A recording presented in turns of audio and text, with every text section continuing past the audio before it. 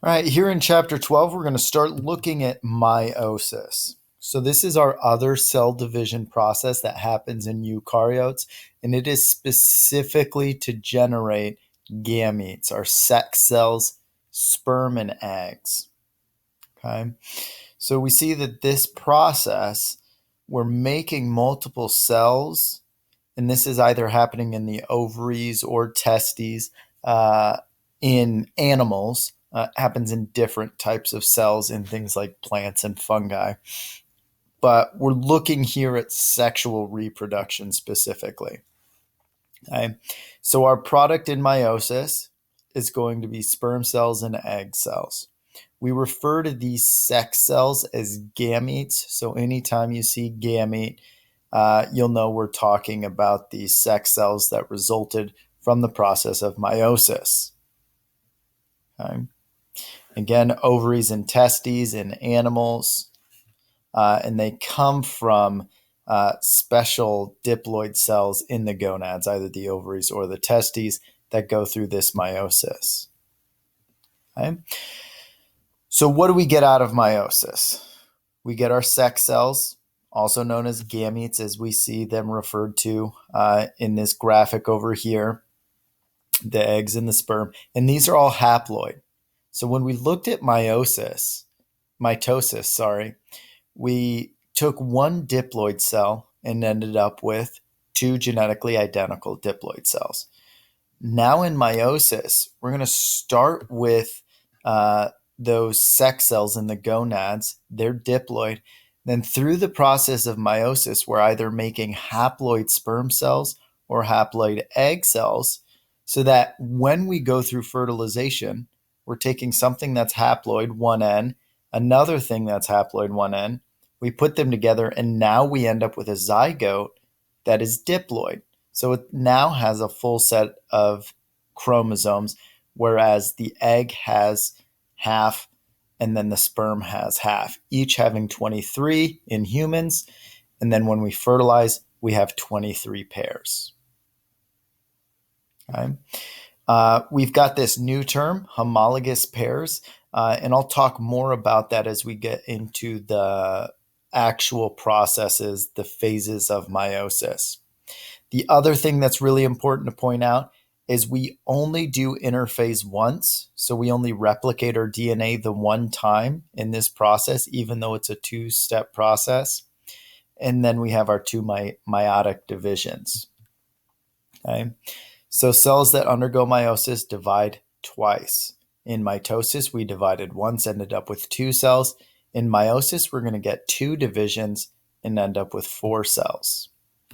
And this is this whole, just in general, what this looks like. We've got our interphase where we have our homologs and they're going to replicate. And so we've got our sister chromatids.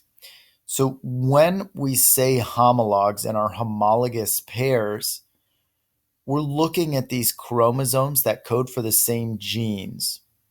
So within your body, you have 23 pairs of chromosomes. You have two chromosome 1s, two chromosome 2s, and so on up to chromosome 22. You've got two of that chromosome. Those are homologs, those pairs that we have. And then you've got your sex chromosomes, either XX or XY. We then go through meiosis 1, where we're going to separate our homologs. So in this first division of meiosis, these are our homologs. So these are identical. These sister chromatids are identical. But this, let's say, is chromosome 1. And then this is the other chromosome 1 that we have in this diploid cell. So in this first division, we separate those homologous pairs. Okay, so now we're diploid because we don't have the pairs of chromosomes anymore. We then jump into meiosis 2, and now at this point, our sister chromatids are going to separate. And so we end up with four cells, all of which are haploid. Okay, so they've just got one set of that DNA. They're going to have one chromosome 1, 2, 3, and so on. But there's only one copy of each of those chromosomes there. Okay, so let's look at meiosis 1, where we separate the homologs. We have prophase one, okay? Most complex of all the phases of meiosis one. A lot of stuff happens here. Similar to prophase and mitosis, we need to break down our nucleus. Our centrioles are going to make our spindle fibers. That chromatin condenses into our chromosomes. The other important thing that happens here is our homologous pairs are going to start pairing up. So they're going to come up and join one another uh, so that we can get through this process and separate them later on. Okay. Crossing over is a really important thing that happens here.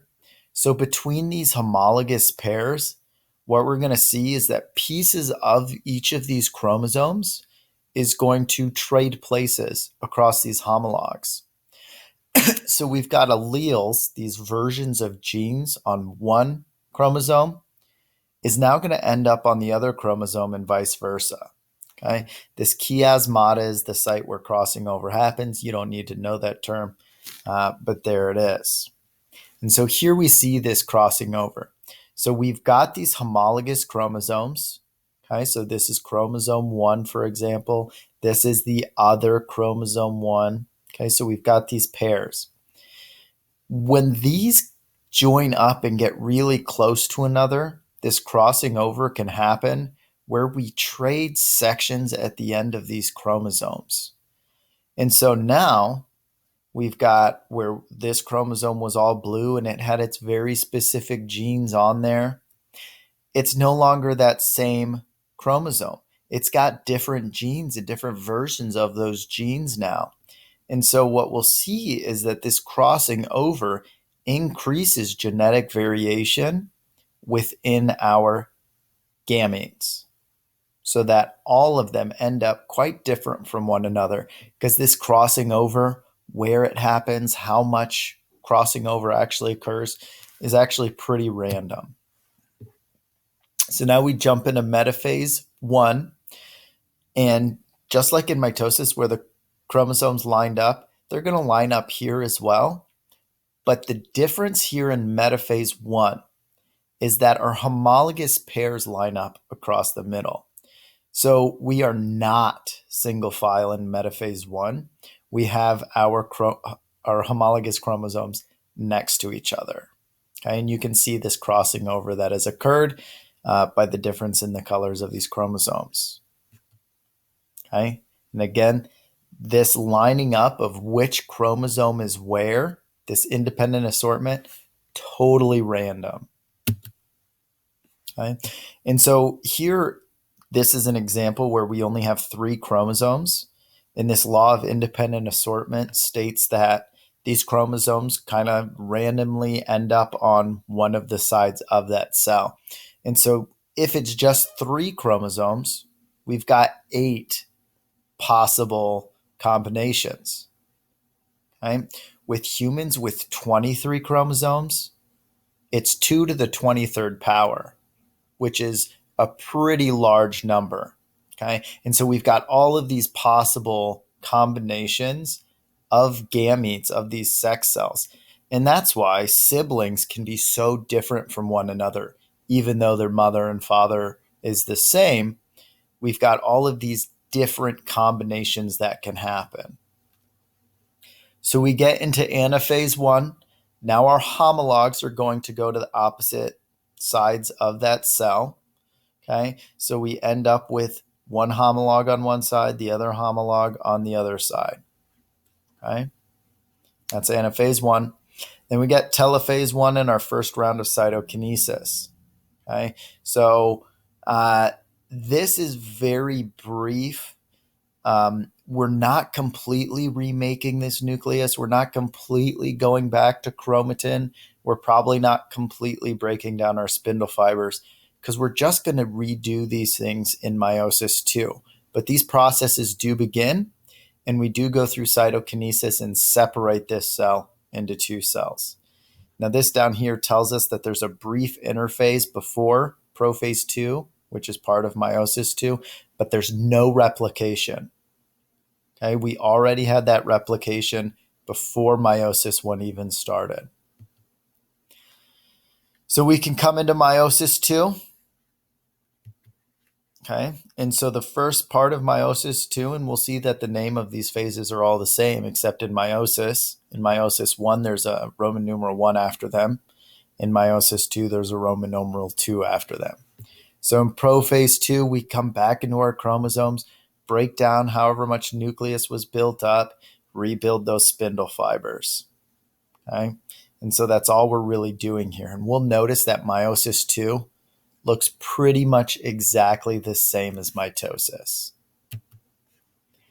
Jumping into metaphase two, okay? And remember, this is going to show it this way because now we've got two cells, right? We went through meiosis one, we divided, so we've got our two cells. So we come into metaphase two and we line up single file in each of these cells. In anaphase two, you can see it right down here. We're going to separate those sister chromatids, and they're going to move to opposite sides of that cell. Pretty much the same thing that we saw in anaphase of mitosis. Telophase two, we're going to rebuild that nucleus. We're going to turn those chromosomes back into chromatin, break down the spindle fibers, and we're going to divide each of those two cells so that now we end up with a total of 4 cells. Okay. At the end of meiosis, we end up with 4 cells, all of which are haploid. So there's 23 chromosomes, not the 23 pairs. Each of these is unique. Okay. So the total genes, the alleles that we see in each of these different cells is entirely different from one another. Okay. Part of this is because of independent assortment. Those chromosomes just kind of randomly end up on one side or the other of the cells when we go through metaphase one. Part of it is due to crossing over, which gives us even more variability. And so here we see meiosis as a whole. We start with that one cell. We go through the interphase. Then we do our prophase one, metaphase one, anaphase one, telophase one, and cytokinesis. Now we've got 2 cells. We do prophase two, metaphase two, anaphase two, and telophase two. When you do your stop motion for this meiosis, you have to show all of these phases. And after you get through meiosis one, you've got to do it with both cells to show what's happening in meiosis two. And you're ending up with 4 genetically unique haploid daughter cells. Okay.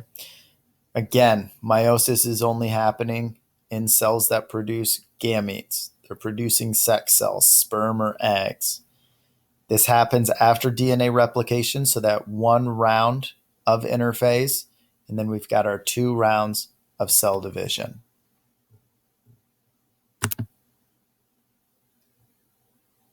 Okay.